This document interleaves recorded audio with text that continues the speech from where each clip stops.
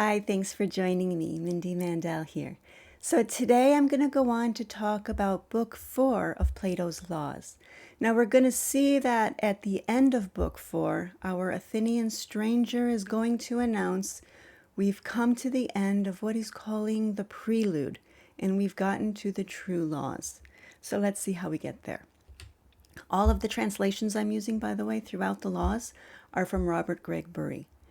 Okay, so the Athenian stranger says, I lay it down as an axiom that no law is rightly enacted which does not aim always like an archer at that object and that alone, which is constantly accompanied by something ever beautiful, passing over every other object, be it wealth or anything else of the kind that is devoid of beauty. Now, it's important to remember here that for Plato, the ever beautiful, the truly beautiful, is reality itself, and that is ultimately the good. And so remember, and there are many places where he says that everything good is beautiful. And like in the Symposium, for example, there are many different things that we see as beautiful as our understanding of goodness deepens. We're drawn to different things. So initially, maybe we're drawn to beautiful people, and then eventually the beauty of the physical form as an art form. Or then we're drawn to the beauty of ideas, the beauty of mathematics, the beauty of science, until eventually we reach beauty itself, which is the experience of reality. And that draws us to contemplate the good itself, the ultimate beauty. And so anything good is beautiful, and that's what he's referring to here. He says, since, however, our present object is political excellence, it is the natural character of a country and its legal arrangements that we are considering, so that we differ from most people in not regarding mere safety and existence as the most precious thing that people can possess, but rather the gaining of all possible goodness and the keeping of it throughout life. Okay, well, on the surface, we're looking at politics, and we can certainly see this in politics, whatever country you're in. If you look at the different political theories that different parties argue for, some people argue that a government's role is merely safety, the police and the military, whereas others argue that quality of life is the government's main goal. And so these sorts of fights go on, these sorts of debates go on, and certainly we can see that here as well. There is a political aspect to this dialogue as well, but we're focusing on that analogy to the soul, and we're looking at it at that deeper level. And so for our purposes, what we're looking at is the development of virtue in the soul, and then that ultimate goal of waking up, if you will, and discovering beauty itself or goodness itself. At times, too, the violence of civil strife might compel a whole section of a state to emigrate. Okay, what is he talking about here? As you go through Book 4, you're going to find there are many passages that are difficult to translate, if you will, from the surface story of politics to that analogy to the soul. But if we're keeping everything that's happened from books 1 through 3 in mind as we're reading, we're going to start to see these connections, and it actually can be kind of fun. So this is one example. He says, again, where such a body has seceded owing to civil strife due to the badness of the laws, but still strives to retain, owing to long habit, the very customs which caused its former ruin, then because of this, it proves a difficult and intractable subject for the person who has control of its settlement and its laws. Well, we have seen throughout this dialogue and also in the Republic that civil strife is a way of referring to the battles that go on within our own soul. We have different beliefs that we've been taught, and we saw last week in Book 3 the idea that we come to philosophy with a number of laws already ingrained in our soul, through our families, through our societies, and so on. And some of them may be good, but some of them may not. And we may sometimes recognize on some intellectual level that a certain belief is wrong and should be discarded. It may even be one that even from the conventional level of wisdom is recognized as harmful, like insecurities, for example. We want to throw them away, but you can't just talk yourself out of it. And so it's very hard to throw it away. And so that causes what he's calling here civil strife. And when we have such laws in our soul, owing to long habit, we find it very hard to throw them out. And so we have this friction going on in our own soul. And so that's what he's talking about here. He says, but in truth, legislation and the settlement of states are tasks that require people who are perfect above all others in goodness. And when we're looking at goodness in the soul, we're talking about virtue. So our goal, the goal of philosophy, is always the development of virtue. And I was on the point of saying that no one ever makes laws, but chances and accidents of all kinds, occurring in all sorts of ways, make all of our laws for us. For either it is a war that violently upsets polities and changes laws, or it's a distress due to grievous poverty. Diseases, too, often force on revolutions owing to the inroads of pestilences and recurring bad seasons prolonged over many years. On the surface, it sounds like he's about to overthrow everything he just said about philosophy, because he's saying, we're born, you may be born poor or born sickly or, have some other unfortunate circumstance that you're born into. And, it's all just chance and accidents. And in such a world, what role does philosophy play? This is a position that many people hold, and it's often an argument against religion and spiritual life. So this is what he's going to address, but as we go on the next few screens, we're going to see how he addresses it. He doesn't quite buy into it entirely. He goes on to say that foreseeing all this, one might deem it proper to say, as I said just now, that no mortal frames any law, but human affairs are nearly all matters of pure chance. So that's the position that many people hold. He's going to give it a little nuance, though. Here's how he does it. But the fact is that, although one may appear to be quite right in saying this about seafaring and the arts of the pilot, the physician and the general, the military general, yet there is really something else that we may say with equal truth about these same things. What is it? That God controls all that is, and that chance and occasion cooperate with God in the control of all human affairs. It is, however, less harsh to admit that these two must be accompanied by a third factor, which is art.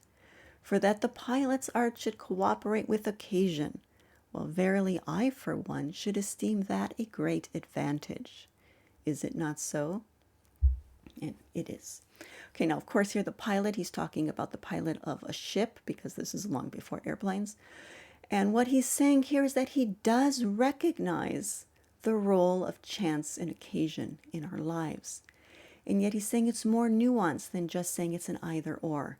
Either we're just victims of circumstance or we control our destiny. The two work together. And as an example here, he's showing the pilot's art. So the pilot of a ship may not always be able to avoid every storm, but the pilot who is more skillful will be able to avoid some storms that a less skillful pilot would get caught in. And then also, once the pilots are caught in a storm, even the skillful ones, the ones that are more skillful are more likely to get out unscathed or with minimal damage. The ones that are less skillful may find their boats going down. So he's saying that it's more nuanced than just saying there's only luck in our lives or only art. The two must work together. We still need skill in art. And of course, for Plato, philosophy is the highest of the arts. So he takes this example and goes on to tie it to philosophy. Then we must grant that this is equally true in the other cases also by parity of reasoning, including the case of legislation, and we have to read into that its analogy, which is to philosophy. When all the other conditions are present which a country needs to possess in the way of fortune, if it is ever to be happily settled, then every such state, or its analogy of the soul, needs to meet with a lawgiver who holds fast to truth. So we still need to be guided by wisdom. And this idea is going to come up again as we go on. Okay, now Plato is going to give us his image of the ideal student or practitioner of philosophy. He says, "Give me the state under a monarchy, and let the monarch be young and possessed by nature of a good memory, quick intelligence, courage, and nobility of manner.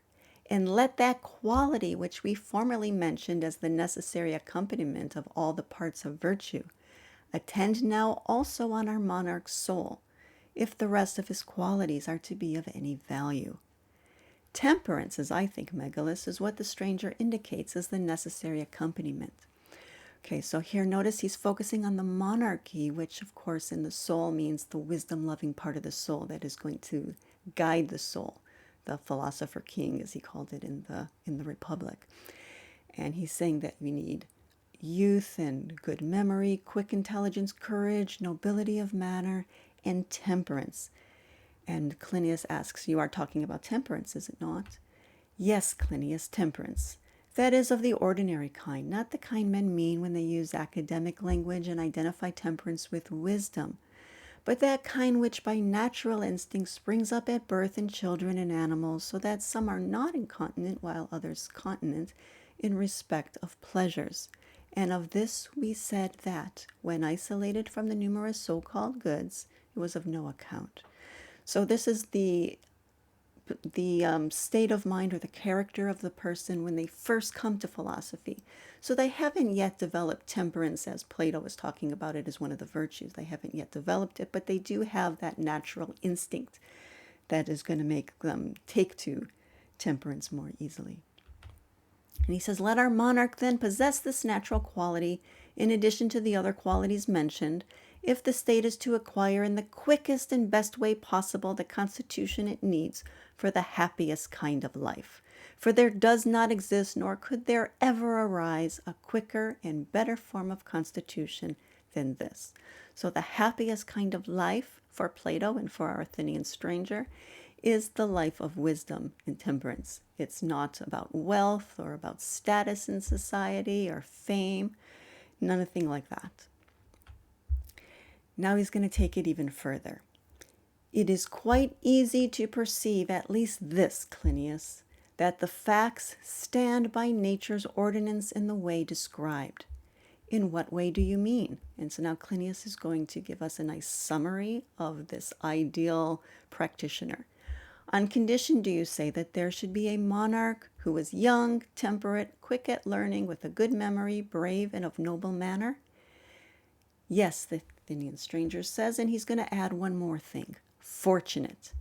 Not in other respects, but only in this, that in his time there should arise a praiseworthy lawgiver, and that by a piece of good fortune the two of them should meet. For if this were so, then God would have done nearly everything that he does when he desires that a state should be eminently prosperous. Okay, now what I think is going on here is Plato is introducing what we might call the student-teacher relationship. And here's also where we're seeing that interplay of chance and occasion with art, because there is something fortunate or lucky about these two people meeting. This person who is the ideal student and the praiseworthy lawgiver, the ideal teacher. And so there's something about luck that comes with the two coming into each other's orbit, or we call it fate, some people may say. But there's also a certain art required, because the truth is there are all kinds of people around us, and we find ourselves seeking all kinds of people, and there are just all kinds of opportunities. But the ones that we grab, the ones that grab our attention, depends on our own state of mind. So many people met Socrates, but they didn't appreciate who he was. Only certain people were drawn to him and saw value in who he was.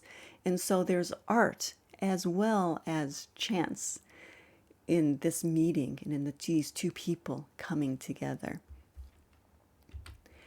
And the Athenian stranger goes on to say that a monarch, when he decides to change the moral habits of a state, needs no great efforts nor a vast length of time. But what he does need is to lead the way himself first along the desired path, whether it be to urge the citizens towards virtuous practices or the contrary. By his personal example, he should first trace out the right lines, giving praise and honor to these things, blame to those, and degrading the disobedient according to their several deeds. Well, in the analogy of the state to the soul, what I see here is saying that this monarch, or the wisdom-loving part of the soul, must be in charge and must lead first, if you will. And that's what is leading the soul. And there has to be a certain honesty and a certain courage and a certain humility to be able to look inward and say, I'm doing this right, but I'm not doing that right. This belief is correct, but this one needs to be questioned. And it takes a certain humility and courage to do that.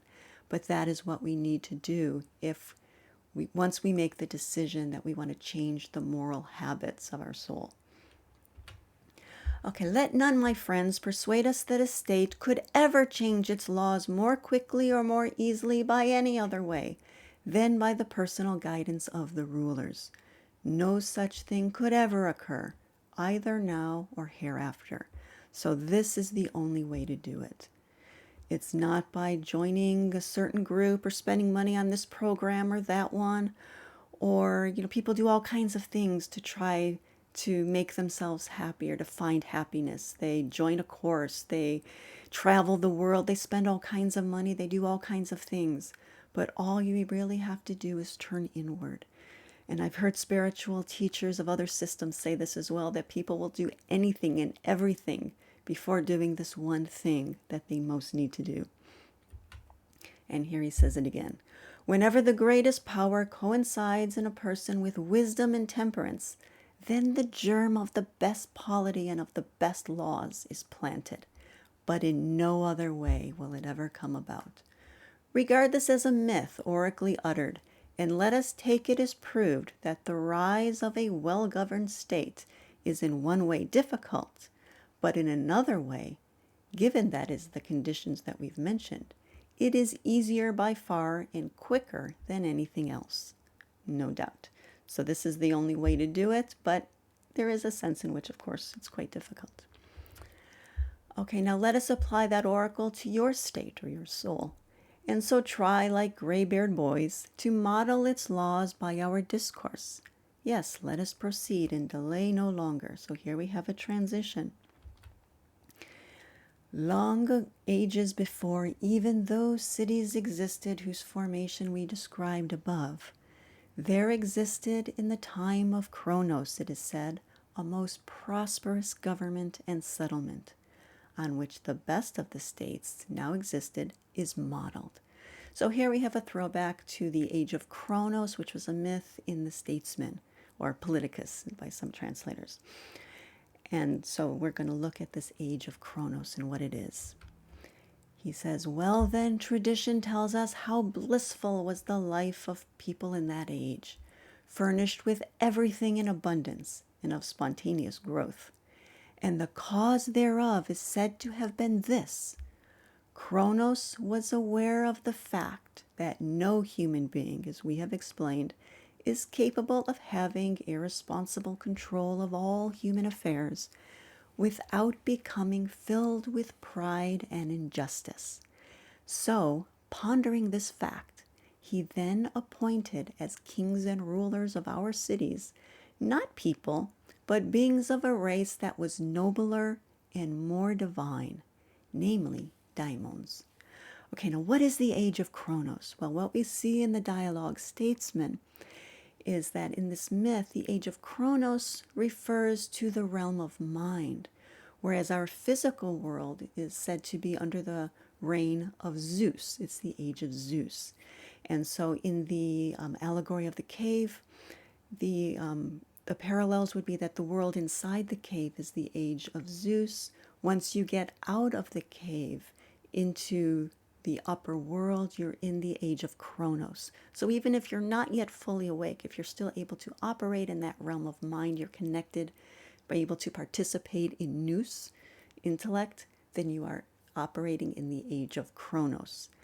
And this phrase here, irresponsible control, I found that an odd phrase. And so I checked some other translations, and it seems that what he's saying here is he's talking about complete control, the idea that absolute control corrupts absolutely. That if people have complete control, but they're still functioning. In this case, what he's talking about is if you're still functioning at the, might say, conventional level of wisdom, you're not yet connected to the realm of nous, then you're inevitably going to become filled with pride and injustice. We need that divine connection to truly guide ourselves wisely. And so this is where I think academics split from the way that I'm reading Plato and what I think Plato actually meant. Because the arguments that you often get in university, and of course there are some exceptions, but a great number of professors will say that logical thinking is the height of human ability and the height of human wisdom, and this is what it means to be rational. Whereas what I think what Plato is really saying is that we need to be connected to divine intellect. Now, in dialogues such as the Symposium, he tells us that the spiritual realm is that mediator between the gods and humans, and that all communications between God and humans takes place through the spiritual realm of which the daimons are a part. So whether you see daimons, whether you accept them as actual entities in the spiritual realm, or you see them more as a personification, maybe a mythological personification of that spiritual power that mediates us, either way, we need to connect with that energy. And that's really what I think Plato is saying here, that we're not going to be guided wisely until we can participate in the realm of mind or intellect, nous in Greek. He goes on to say that, and here he's going to give us an analogy, by the way, that I think we're all a little too cynical to accept. But Kronos acted just as we do now in the case of sheep and herds of tame animals. We do not set oxen as rulers over oxen or goats over goats, but we who are of a nobler race ourselves rule over them. Well, I say we're too cynical because I think most of us know that it's not our nobility that sets us as rulers over oxen and goats. We set ourselves over oxen and goats because we're capitalists and we make money off of these animals. So this is the first half of an analogy, and we probably don't really accept this idea, but let's put our cynicism aside for a moment, because the way analogy functions is it takes something that we know about and compares it to something else. So we have the lower and the higher, and we want to see the comparison. So even though we're rejecting the lower, the real meaning of this analogy, the real point of it, is to point out the higher, and that's what we want to focus on. And here's the higher. In like manner, the God, in his love for humanity, set over us at that time the nobler race of daimons, who, with much comfort to themselves and much to us, took charge of us and furnished peace and modesty and orderliness and justice without stint, and thus made the tribes of men free from feud and happy. Well, sometimes the cynicism of that earlier part, the lesser part of this analogy, leads people to be equally skeptical of the higher, and this is why a lot of people maybe turn against religion or against spiritual life. But this is what Plato is advocating here, and this is what we see in our metaphysics. So what he's saying here is that the daimon and the spiritual realm in general is wiser than we are, and we need to let them guide us. We need to tap into that wisdom and let that wisdom feed us, if you will. And even today, this tale has a truth to tell, namely that wherever a state, or the soul analogous to it, has a mortal and no God for ruler, there the people have no rest from ills and toils. and it deems that we ought by every means to imitate the life of the Age of Kronos, as tradition paints it. And we want to order both our homes and our states in obedience to that immortal element within us, giving to reasons ordering the name of law. So now he's changing the definition of law. Books 1 through 3, law had a more general meaning, any belief that your soul holds. And so the family laws, the social laws, we can question the laws. We can see some laws as good and some laws as bad. We can throw out some laws. But now we're raising the definition of law to mean something divine, something connected to the spiritual realm and ultimately the divine realm. And so now we're no longer looking at bad laws, because obviously the divine is not going to teach us bad laws. So what he's saying here is that if we're not tied to this higher realm, no matter how together we seem to other people, some people may look at us and say that person is living right and that person seems to have it all together. But if that person is maybe logical and has a stable life, but not tied to that higher realm, not able to participate in nous, then that person is not functioning at the level that Plato is guiding us towards. He says that if an individual or an oligarchy or a democracy possessed of a soul which strives after pleasures and lusts and seeks to surfeit itself therewith, having no continence and being the victim of a plague that is endless and insatiate of evils, if such a one shall rule over a state or an individual by trampling on the laws, then there is, as I said just now, no means of salvation. Okay, oligarchy and democracy, what is he referring to? In the Republic, he took these different constitutions and he assigned different personality types to them. The oligarchic personality was the person who wants to hoard their wealth, and so lusts after wealth. And the democratic personality in the Republic was that person who chases after pleasures and is kind of a victim, or not a victim, is ruled by their pleasures and is kind of dragged around by their pleasures. And so they have no real control over their life, and they chase every desire, whether it's healthy for the soul or not. They don't even think about that.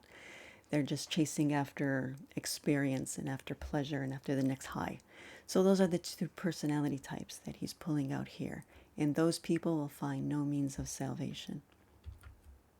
So in your state we shall assign office to a person, not because that person is wealthy or they possess any other quality of this kind, such as strength or size or high birth, but the ministration of the laws must be assigned, as we asserted, to that person who is most obedient to the laws and wins victory for obedience in the state.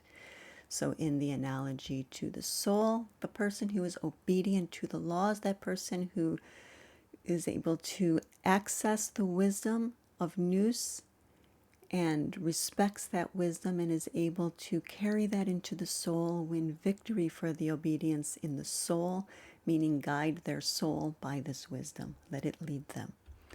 And so that brings him to some new terminology. Those who are termed magistrates or rulers, I have now called ministers or subjects of the law, not for the sake of coining a new phrase, but in the belief that salvation or ruin for a state hangs upon nothing so much as this. For wherever in a state the law is subservient and impotent, over that state I see ruin impending. But wherever the law is lord over the magistrates, and the magistrates are servants to the law, there I descry salvation and all the blessings that the gods bestow on states. So we can think of the wisdom-loving part of our soul as that medium, if you will, between the spiritual realm and the human soul. And so this wisdom-loving part of the soul is ruling over the soul, but it is a subject to the spiritual realm, to the divine laws. And so there has to be that certain humbleness and openness to take in the wisdom that we can get from the spiritual realm, and then let that guide the soul as a whole. In our eyes, God will be the measure of all things in the highest degree, a degree much higher than any man that Protagoras or his followers talk of. He then that is to become dear to such a one must needs become, so far as he possibly can, of a like character. And according to the present argument, he amongst us that is temperate is dear to God, since he is like him, while he that is not temperate is unlike and at enmity, as is also he who is unjust, and so likewise with the rest of the virtues by parity of reasoning. Okay, Protagoras was a sophist who advocated a kind of relativism. One of his famous lines apparently was that man is the measure of all things. Now, Plato does have a dialogue called Protagoras where he takes on this kind of relativism. You can also find an argument against Protagoras in the dialogue Theaetetus. This was an issue that was very big, I guess, in Plato's day, and one that he harped on quite a bit. So he was very much against this idea. Humans are not the measure of all things, God is, and we want to make ourselves as godlike as is humanly possible. This is one of the tenets of Plato's teaching. It sounds rather lofty, becoming godlike. It doesn't mean becoming arrogant. It means developing virtue to the degree that we can. And that is what he calls the truly good life and the truly happy life. And here's going to end with this. He says, "It was little more than dawn when we began talking about laws, and now it is high noon, and here we are in this entrancing resting place. All the time we have been talking of nothing but laws from book 1 all the way through. Yet it is only recently that we have begun, as it seems, to utter laws, actual laws. And what went before was all simply preludes to laws." So he's clarifying that he is changing the definition of laws, or changing the way he's using the word. He used it more loosely before, that the beliefs we picked up from our families and our societies and so on before we came to philosophy, he called those laws, but he was speaking loosely, because the true laws are the ones that we get from the divine realm.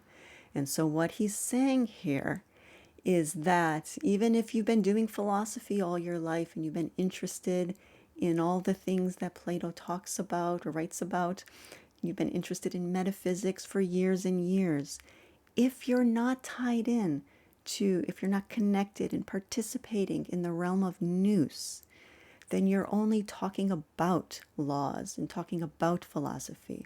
You're not truly doing it.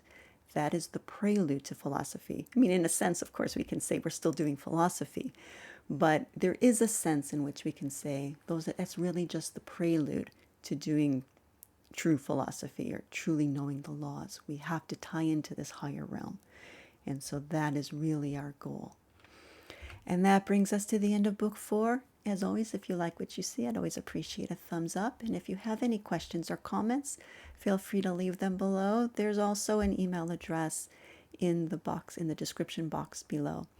So thank you very much, and I do hope you'll join me next week for book 5.